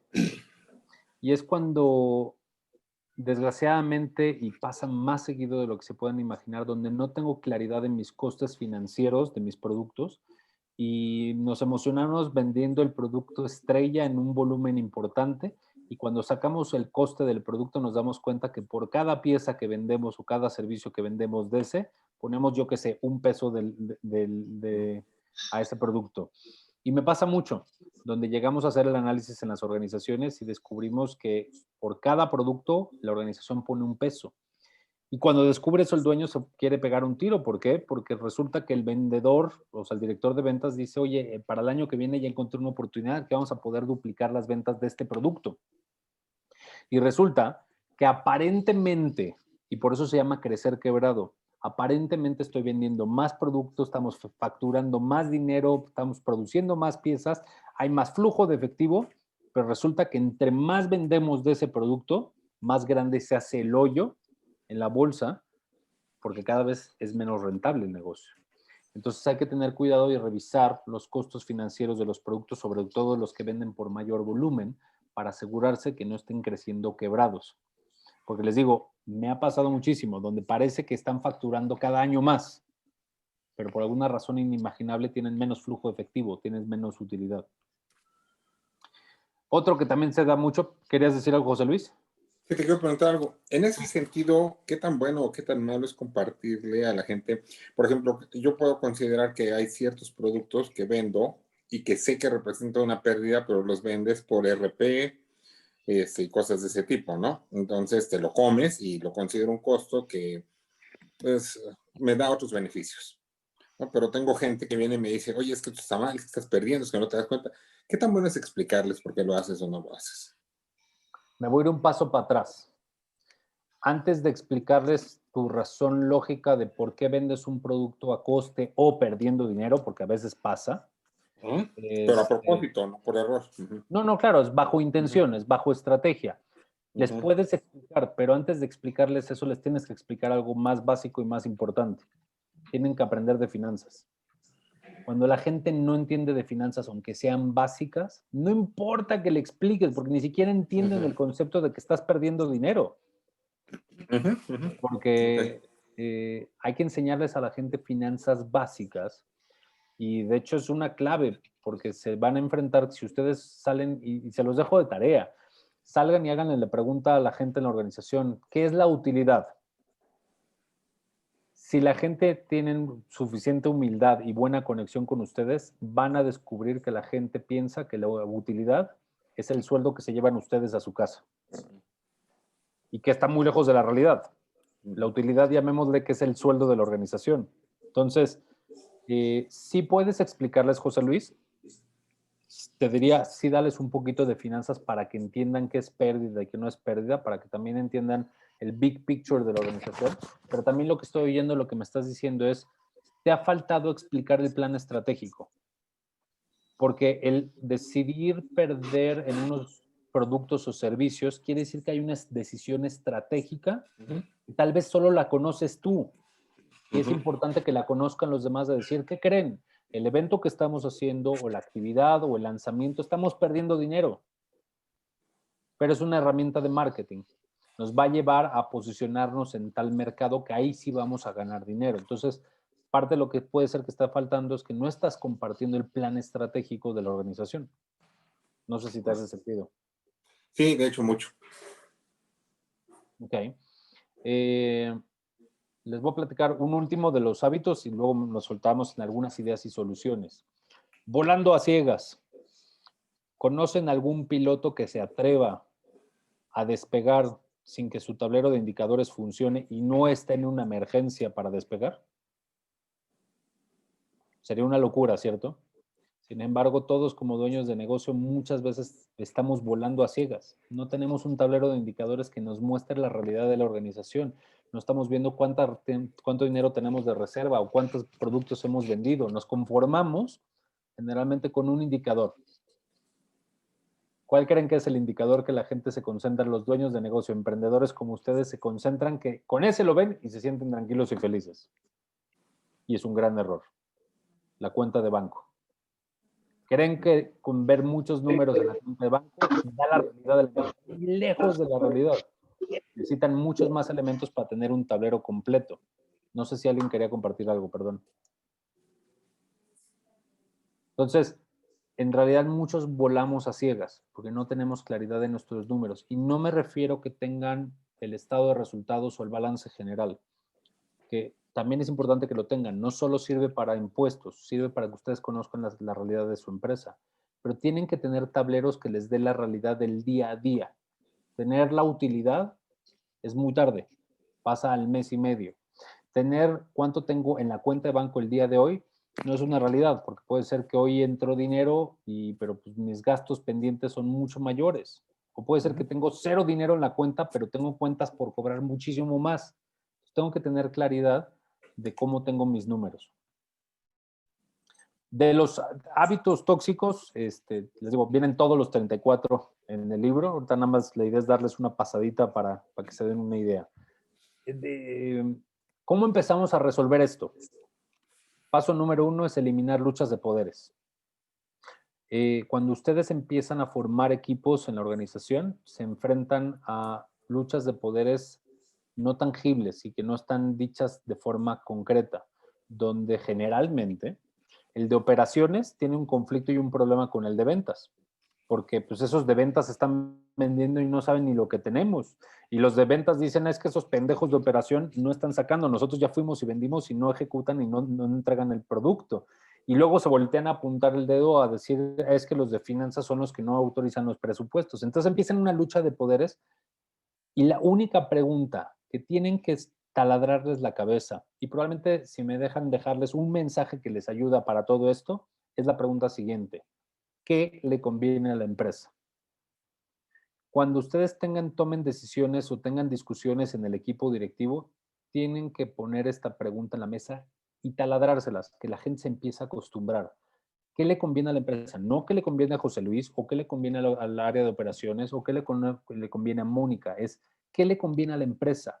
Hay veces que por decir qué le conviene a la empresa, yo voy a ser flexible y yo voy a perder algo de mi área. Igual que ustedes tienen esa filosofía implementada en su mente como dueños de la organización, porque ustedes tienen claro que si a la empresa le conviene que yo hipoteque mi casa para pagar la renta y para pagar los sueldos de todos en la empresa, les apuesto que todos ustedes van a ir a hipotecar la casa. Entonces, ustedes ya tienen implementada esta filosofía. Ahora es momento que se la compartan a la gente, que la conozcan. ¿Qué le conviene a la empresa? Parte de esta filosofía de qué le conviene a la empresa tiene que ver con una mentalidad de bien común. No sé si alguna vez les ha tocado ver en la naturaleza cómo la naturaleza es muy sabia y opera en una filosofía de bien común. El mejor ejemplo que tengo aquí son los delfines. Los delfines cuando cazan se dividen en 4 roles principales. Los delfines jóvenes, su chamba es aprender. Luego están los delfines que tienen un nivel alto de agilidad, que su trabajo es rondear al banco de peces y los empiezan a concentrar. Otros delfines, su trabajo es aletear para provocar olas que desestabilicen al banco de peces. Y el cuarto grupo, su trabajo es comer. Entonces, fíjense cómo cada uno de los roles tienen por el mismo fin, es que la manada coma, ¿no? Entonces ya después hay una serie de formas de cómo se van rotando o se pueden dar de comer de forma distinta, pero principalmente tienen estos 4 roles, porque es mi chamba es aletear el agua y provocar esta turbulencia por el bien común, porque si mi manada come, eventualmente me va a tocar a mí. Bien difícil crear este bien común cuando no tienes un equipo, tienes que formarlo. Y más si lo que habíamos platicado, ¿se acuerdan de los 3 indicadores? Es complicadísimo que te puedas ausentar o que puedas tener esta independencia si no tienes un equipo. Y resulta ser que hay un ejercicio extraordinario que hacen en el ejército de Estados Unidos, que ponen a los comandos, generalmente de 6 a 8 personas, después de haber hecho un ejercicio muy largo, de haber corrido 40 kilómetros con 40 kilos de peso en 40 centímetros de agua, los llevan a un lugar donde tienen que levantar un tronco que tiene un peso aproximadamente de 150 kilos. Imagínense tener que cargar al hombro 150 kilos en una forma coordinada. Es muy pesado, muy difícil, es un ejercicio muy complicado. Y existe un elemento clave en ese ejercicio, que se llama compensación. ¿Qué quiere decir esto? Que si yo estoy muy cansado y ya no puedo cargar ese tronco, mis compañeros van a compensar el peso que yo no puedo cargar. Y tenemos que empezar a aprender a compensar el peso, porque siempre vamos a tener un miembro más débil del equipo. Siempre va a haber uno de los miembros que va a ser uno de los más débiles. De hecho, no sé si se ven reflejados en esta parte de compensar, de que cuando tienes un miembro medio débil, medio cuchito, tienes que entrarle al quite o a alguien a ayudarlo. Entonces, ¿te puedo comentar algo rápido? Sí, claro, César. Hace 8 años, cuando llegué aquí a Querétaro, tuve la primera reunión de estrategia con mi equipo gerencial, que en aquel entonces era diferente a los elementos de cómo está constituido hoy en día. Pero precisamente una de las cosas en relación a esto, de lo que les dije es, aquí todos los que formamos este grupo en esta mesa somos seres humanos. El ser humano tiende a fallar. Yo soy ser humano, tiendo a fallar. La pregunta no es si voy a fallar, la pregunta es cuándo voy a fallar, pero para cuando lleguemos a ese momento, el equipo va a ser lo suficientemente fuerte e integrado que no se va a ver mi falla. tampoco se va a ver la falla de Salvador si llega a fallar. Entonces, me hace mucho sentido eso que estás comentando ahorita, porque eso precisamente hace 8 años lo comenté y hoy por hoy está funcionando muy bien. Oye, me encanta esta frase, la apunté, ¿no? La pregunta no es si voy a fallar, sino cuándo. Así es. Y de hecho, por ejemplo, yo cuando trabajo con los equipos directivos les explico este fenómeno donde si tengo a 5 personas unidas con una cuerda en la cintura, escalando el Everest, ¿quién de los 5 miembros me marca la velocidad del grupo? El más lento. Correcto. Si estaríamos juntos te daría una estrellita, César. Es el más lento del equipo, porque las respuestas son a veces el de adelante, el de atrás, el de en medio, el más gordo, el más alto. El más lento es el que marca la velocidad del equipo. Y siempre, siempre, siempre uno tiene que tener la claridad de descubrir quién es el miembro más débil del equipo. No con el afán de patearlo, sino para entender que tenemos el miembro más débil del equipo y ayudarlo a compensar y que salga adelante. Hay veces, no les voy a mentir, que hay que dejar ir a esa persona porque es el miembro más débil del equipo y no va a avanzar, no se va a poner al día. Pero generalmente es el último recurso.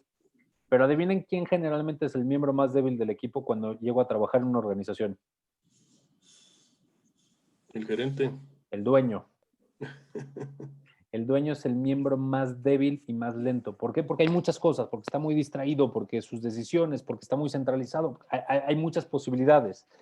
Pero una vez que el dueño acelera el paso y cambia su mentalidad, la problemática se mueve a otra área. Y generalmente, y les digo, este es el orden más común que me pasa. Es el dueño, es el más lento. Empezamos a hacer un par de cambios, empieza a tomar decisiones diferentes, ver las cosas diferentes. Y el más lento del equipo se vuelve o ventas o operaciones. Uno de estos dos, generalmente. Entonces, si es ventas, el siguiente trimestre o el siguiente semestre, seguramente el miembro más débil va a ser el otro, operaciones. Si aceleramos el paso, ya corregimos al dueño, ya corregimos operaciones, ya corregimos ventas, el más débil se vuelve generalmente recursos humanos, ¿no? Por la parte social, la satisfacción de los empleados y luego viene la parte de administración. Y el ciclo se repite. El momento en que llega tu nivel de incompetencia. Por eso de ahí viene esa frase, ¿no? Correcto. Vamos a nuestro nivel de incompetencia a medida que la empresa vaya generando y vaya creciendo y se vaya integrando. Correcto. Entonces, para esto, ¿qué hacemos? Hay que hacer un mapa, un GPS. Han usado Waze o cualquiera de estas diferentes aplicaciones que existen, donde lo primero que hace el Waze, ¿qué es? Ubicarse. Te ubica dónde está, ¿cierto? Sí. El segundo paso. Calcular la ruta. ¿A dónde vas? Te pregunta dónde vas. De ahí te genera una serie de rutas. ¿Dónde quieres ir? Tú decides cuál vas a tomar. Si vas caminando sobre la marcha, ya vas hacia una ruta y te desvías, ¿qué hace el Waze? Te corrige. Te dice redireccionando, Recalculando. ¿cierto? O recalculando. Entonces, el GPS es precisamente esa planeación estratégica. Es entender muy claro dónde estoy, a dónde quiero ir, cómo vamos a llegar. Y trimestre con trimestre ir ajustando o redireccionando el camino para llegar a ese destino. No sé, en el caso de ustedes, ¿hacen planeación estratégica de 3 años o más? ¿O están en el promedio del año? O peor aún, del trimestre. Nosotros hacemos anual y quinquenal. O sea, aunque tú te ventes hasta 5 años. Buenísimo. ¿Más cómo están? Yo lo hago anual y ahorita ya la señal es trimestral por el tema del coronavirus. La visión es más recortada ahorita, pero normalmente la hacíamos anual. Tú, Saúl, que es que se corta un poco contigo. ¿Qué dijiste? Yo como estoy bien, Ronnie, ¿tú cómo estás? Bien, bien. No, te preguntaba, con tu planeación estratégica, ¿de cuánto tiempo es? Mira, francamente, Ronnie, hemos fallado en los últimos 2 años en hacer planeación estratégica. La hicimos hasta este año y es una planeación, Ronnie, a 2 años. O sea, sabemos 2021 y 2022. Está cambiando tanto la industria y la tecnología que honestamente no creemos que una planeación estratégica a 5 años nos sirve. Estamos viendo cambios muy muy rápidos, muy drásticos en la industria y nos ayuda a tener una relación estratégica de 1 año, 2 máximo. Entonces, apenas lo hicimos este año. Está perfecto. Y ojo, les pongo la pregunta nada más para sondear cómo está el grupo. Sí me ha tocado algunas organizaciones que me dicen, por la industria en la que estoy, como nos pasó en el caso de César, dicen, ¿qué crees? Planear a 3 meses es un lujo. Mientras hay otras organizaciones que se ven en la obligación de planear hasta 3 o 5 años. Ya muy pocas pueden planear a 10 o 20 años, pero entre más largo plazo puedas, digamos, visualizar y trabajar es mucho mejor. Tristemente, y les voy a platicar que en Latinoamérica, a comparación de cuando trabajo con anglosajones, o sea, con gringos, me pasa un fenómeno bien interesante. Con los gringos les tengo que enseñar a improvisar y a ser mucho más flexibles en su ejecución. Y con los latinos les tengo que enseñar a hacer planeación estratégica. Eso les puede explicar por qué los gringos pueden planear ciudades y cuestiones del país en 50 a 100 años, mientras en México tristemente reseteamos el país cada 4 años y medio. Entonces, ¿por qué? Porque no hay un plan nacional que estemos siguiendo a largo plazo que nos beneficie a todos. Entonces, si nacionalmente no podemos hacer un plan mayor de 4 años y medio, obviamente nuestros negocios es imposible. Entonces, lo importante aquí es que se hagan el hábito de hacer este GPS. Si lo pueden hacer de entrada, les sugiero, sí o sí háganlo cada 3 meses. Si tienen una visión mayor de 3 meses, fantástico. Pero por lo menos háganse el hábito. Cada 3 meses, júntense con su equipo, hagan este GPS de donde digan dónde estamos parados hoy, a dónde queremos llegar, cómo le vamos a hacer. Sabes que, Ronnie, yo creo que no importa la industria o no importa la economía, al final el tú planear, no quiere decir que le vayas a atinar, pero por lo menos te pone una dirección y puedes planear recursos, puedes planear tu organización, porque si no, ¿cómo contrato? ¿Cómo compro? Si no sé qué voy a hacer en 1 año, muchas cosas para que funcionen en 1 año las tengo que empezar a hacer hoy. Correcto. Entonces, algo tengo que planear. No me importa si el mundo va a cambiar y el COVID va a cambiar el planeta, pero en algo me tengo que basar y yo sé mejor que nadie qué es lo que puedo enfrentarme. De hecho, hasta me recordaste, todos han visto la película seguramente de Alicia en el País de las Maravillas, ¿no? ¿Se acuerdan? Hay una escena donde Alicia va caminando y se encuentra una bifurcación y se encuentra el gato sonriente. Y Alicia le pregunta al gato, ¿a dónde van estos caminos? Para lo cual el gato le contesta, ¿a dónde vas tú? Y le dice ella, la verdad no sé, entonces no importa qué camino tomes, no hace diferencia. Que es un poco lo que dice Carlos, es, pues, por lo menos yo tengo algunas cosas en mi control, o sea, y en mi control tengo cuántos recursos tengo y hacia dónde quiero ir. El mayor plazo que puedan poner es mejor, pero es hacer ese GPS. Y si pueden hacer ese ejercicio, aunque se los juro que lo entiendo, es una marihuanada. Agarrar y decir, ok, en 10 años, ¿dónde quiero estar? Y en base a esos 10 años, ¿dónde debo de estar en 5? Y de en base a 5, ¿dónde debo estar en 1 año? Y de 1 año, ¿dónde debo estar en el siguiente trimestre? Aunque sea una marihuanada 10 años, traten de hacer este plan que les va a ayudar. Yo creo que cada industria te lleva, ¿no? Nosotros tenemos que planear 5 años porque, por ejemplo, somos unos chips, unos circuitos electrónicos que tardan en producirse de 9 a 18 meses. Entonces, si no... ¿En producir 9 a 18 meses tardas? Un chip, un proveedor que nos entrega un componente electrónico para una pieza que nosotros vendemos, tarda entre 9 y 18 meses con ese margen y no tiene competidor. Entonces, si no planeamos a 5 años, estamos...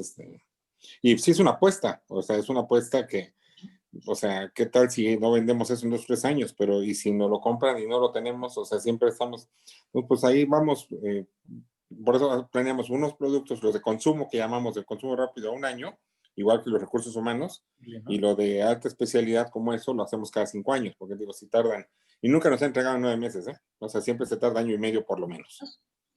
Ok. Sí, en definitivo, si te llevan ciertos procesos son tan largos, definitivo te ves obligado a planear al doble de tiempo de tu proveedor que más se tarda, ¿no? Así es. Ok. Moni, ¿querías comentar algo, perdón? Perfecto. Ay, me estoy yendo para el otro lado. Hay un elemento, una herramienta que es de lo más absurda y van a pensar que es una tontería, una locura de mi parte. Pero debemos generar un diccionario corporativo. aunque todos ustedes, y incluyéndome a mí, hablemos español y todos somos mexicanos y a lo mejor estén todos viviendo en Querétaro, hay cosas que significan diferentes. No solo si en el caso de México, si vas a Monterrey y dices pasto, se voltean y te dicen qué, y les dices zacate, entienden perfecto a qué me estoy refiriendo. Seguramente a ustedes les ha pasado que, por lo que entendí, casi todos no son de Querétaro. ¿Hay alguna palabra que es muy queretana, pero no era de la Ciudad de México y la tuvieron que aprender? No. Ah, ¿cómo creen? Seguro hay hay una frase muy de Querétaro, una palabra que es algo en CD. Querétaro. CD. ¿Cuál? CD. No. Sí. Aquí dicen CD. ¿Qué es eso? Pues todavía no entiendo, pero como para afirmar algo, dicen CD. Ah, sí, o sea, sí habla. CD, sí digo. habla, sí. Fíjate, bueno, yo como viví antes, yo vengo del extranjero y viví primero en Tijuana antes de estar en Querétaro. Allá sí, a lo mejor aquí ya venía un poco acostumbrado, pero allá en Tijuana sí, unas palabras que decía yo, ¿qué es esto? Y además yo venía de otra cultura, ¿no? Que también las palabras significan otra cosa. Por ejemplo, les pongo un caso de lo que sucede en la frontera con los migrantes. En Guatemala a la chamarra le dicen chumpa, no le dicen chamarra. Y en México le dicen chamarra. Y entonces los migrantes se suben a los camiones, sube la policía y dicen, levanten la mano los que traen chumpa. Entonces los guatemaltecos luego levantan la mano y ahí los agarran. Entonces es una anécdota, digamos que es real, pero es una práctica que usa, digamos, ¿cómo se llama? Las autoridades de migración para pescar a los migrantes, porque de manera incauta caen en un modismo que ellos no conocen, ¿verdad? Pero me pasó mucho cuando llegué a Tijuana, por ejemplo, allá decían, por ejemplo, está bien cercas, o sea, no dicen cerca, sino como se usa el lejos, pues también cercas, como con ese. Entonces decía yo, ¿qué cercas? Y además tenemos otras anécdotas, pero bueno, se las contaré otro día, pero muy simpáticas. Pero ahí les va. Pero es un tema de lenguaje. Es correcto. Así como dice Jorge, este ejemplo que nos da de la chumpa versus la chamarra, que por cierto, ¿saben cómo se dice chamarra en Argentina? Es chaqueta. En Monterrey. Entonces, Campera. Monterrey también se dice chaqueta. Campera, chaqueta. Entonces son como cosas que aquí podrían ser mal vistas. ¿A dónde voy con esto? Mis hijas tuvieron un problema grave con eso, precisamente. ¿Por la chaqueta? Venimos de Monterrey. Venimos de Monterrey, entonces vi muchos. En la escuela, bueno, estuvo horrible. Bueno, a mi esposa le pasó algo con unos panecillos, pero luego les comento. ¿Los panuchos de casualidad? No, en Guatemala resulta que al pan bolillo le dicen pirujo. Y entonces llegó a una panadería, recién habíamos llegado a Tijuana y le dice a la señora, disculpe, tiene pirujos calientes. Y entonces la señora que casi que la saca de la panadería. Entonces, pero es un tema de lenguaje nuevamente, ¿verdad? Pero ¿a dónde voy con esto? Así como hay diferencia de lenguaje entre Tijuana y la Ciudad de México, diferencia con Guatemala, hay un lenguaje distinto en cada una de sus empresas.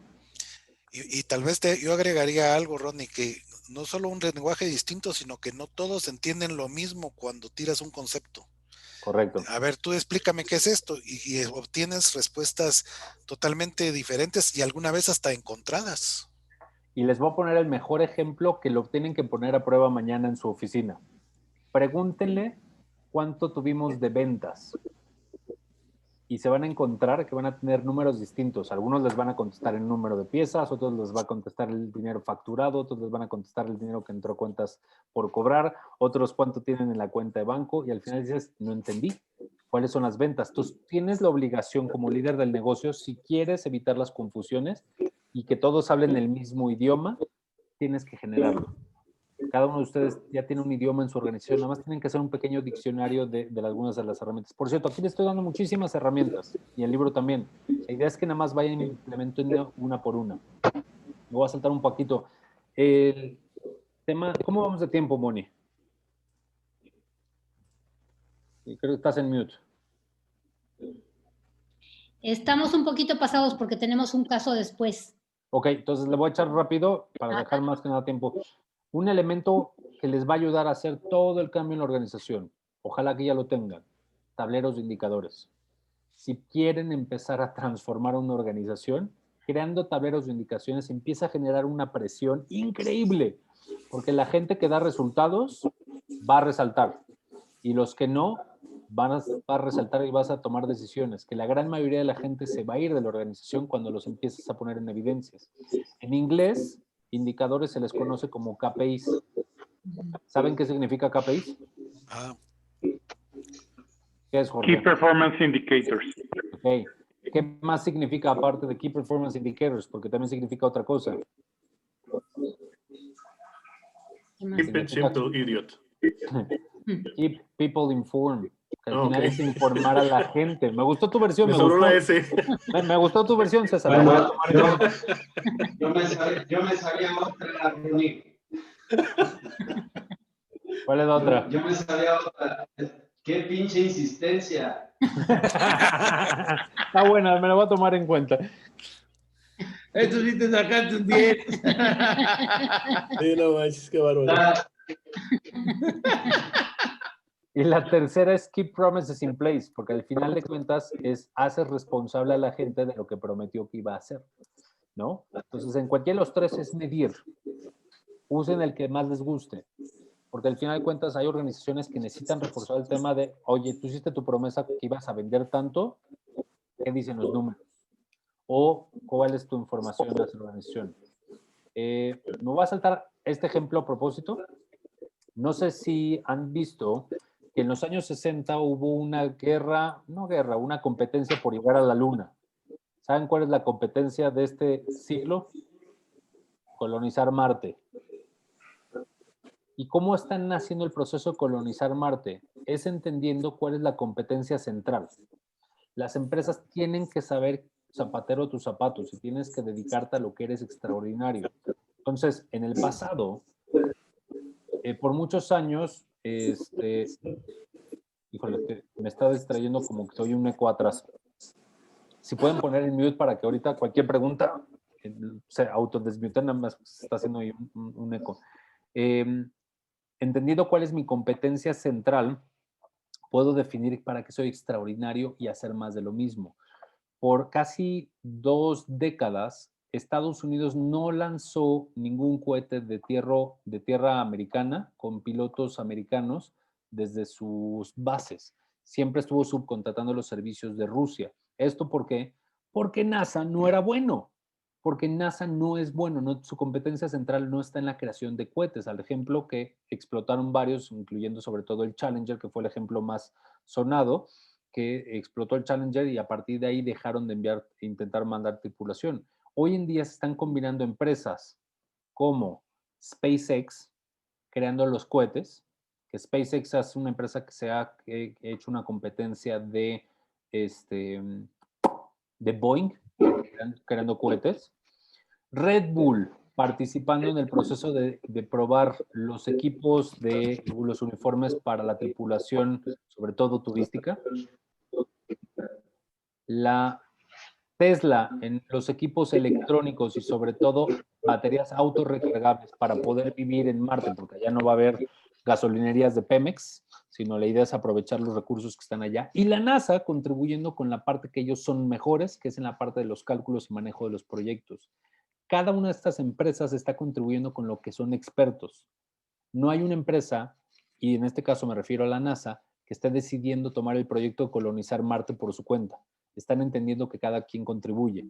Y de hecho les voy a enseñar un pequeño video de cómo se autoaterrizan y se pueden reutilizar los cohetes que está utilizando SpaceX. Esto es impresionante.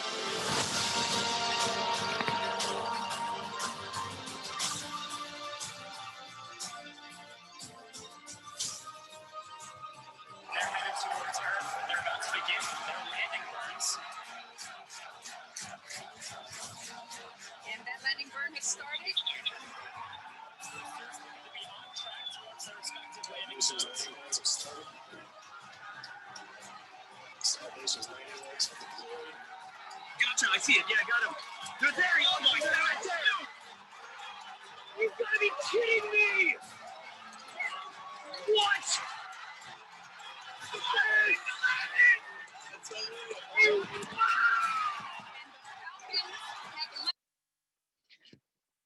Yo he visto este video no sé cuántas veces y les juro que cada vez que lo veo se me pone la piel chinita. Es impresionante ver un concepto de que se puedan autoaterrizar en una precisión de microsegundos con diferencia de milímetros con esa precisión. Si se puede hacer eso con cohetes, imagínense lo que el ser humano somos capaces de hacer. Y esto es con la especialidad de que cada quien es especialista en lo que quieras, en lo que es bueno, en una idea de un plan estratégico de colonizar Marte. O sea, la NASA no está tratando de comerse el pastel completo, entendió que lo que son buenos, su competencia central, es en los proyectos y en los cálculos. Los demás están subcontratando. Si ellos hacen eso con esa humildad, imagínense lo que ustedes tendrían que hacer en su organización. ¿Por qué? Porque más común de lo que es tristemente, por dinero, nos vemos a veces en la necesidad de salirnos de nuestra competencia central y empezamos a vender otros productos y servicios solo para sacar la nómina. Les digo este último concepto y abro para preguntas y respuestas para darles tiempo y que cerremos, que tengan chance ustedes. La promesa de marca probablemente es una de las herramientas que catalizan más rápido el crecimiento de una organización. ¿Qué es la promesa de marca? Es aquello que le prometes a tu cliente que le vas a cumplir no importando qué es lo que le estás resolviendo. Y para el cliente en ese momento se vuelve la punta del iceberg. El cliente solo ve lo que le prometiste, le importa muy poco qué procesos, qué cambios, qué cosas tienes que cambiar en tu organización porque lo que le importa es cómo lo cumples. Algunos de los ejemplos de promesas de marca famosos es el de Domino's Pizza, ¿no? Donde es una pizza en 30 minutos y caliente. A ti como consumidor no te importa cuántas motocicletas tiene, cuántos contestadores de teléfonos, cuánta masa tienen que tener en refrigeradores. A ti lo que te importa es que te cumplan en 30 minutos o caliente. En el caso de Starbucks, su promesa de marca es que ellos quieren que ames tu bebida y si no te la van a hacer hasta que te guste y pueden probarlo. Vayan a Starbucks y díganle, no, está muy salado, no, está muy caliente, no, está muy frío, no, etcétera. Y les van a cambiar la bebida cuantas veces quieran. ¿Por qué? Porque esa es su promesa. Para hacer todos estos cambios, tienes que hacer infinidad de cambios en la organización para poder cumplir con lo que tu cliente espera. Por último, está Costco. Costco, su promesa de marca es su política de devoluciones. Tú puedes llegar a devolver cualquier producto sin explicación alguna, más que quiero que me devuelvan el dinero, y Costco te devuelve el dinero siempre y cuando esté en buenas condiciones. Inclusive Costco tiene su política de devoluciones que si tú no estás satisfecho con los servicios de Costco, Costco está dispuesto a devolverte la membresía.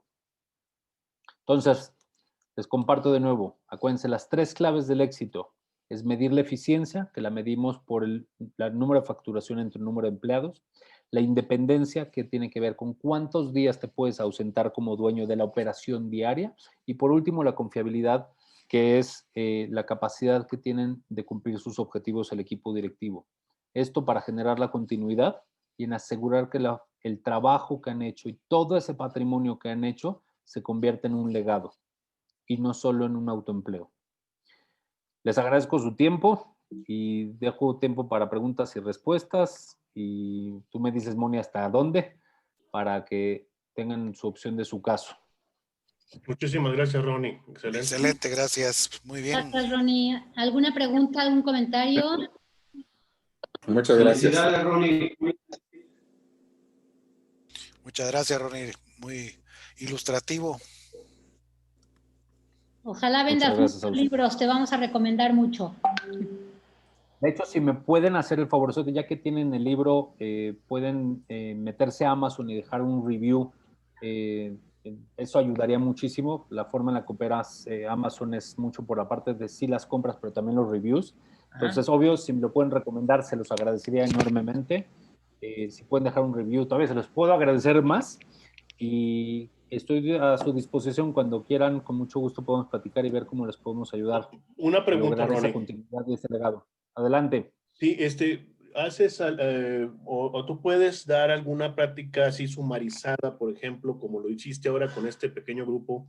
Estoy pensando, si me pudiera aceptar ahí, llevarte, hay un pequeño espacio que damos en nuestras juntas de estrategia que hago al cierre del año para prepararnos al siguiente año. Somos 7, 8 gerentes. Normalmente lo hacemos off-site. Entonces me gustaría saber si tú haces ese tipo de cosas y me lo pudieras alguna vez, lo platicamos ahí, si lo puedes hacer, y con todo gusto me gustaría llevarte. Sí, sí, claro, sí. O sea, lo que dices es un poco capacitación. Lo podemos platicar si quieres. Si Mónica te puede compartir mi teléfono y háblame, mañana hablemos como a mediodía.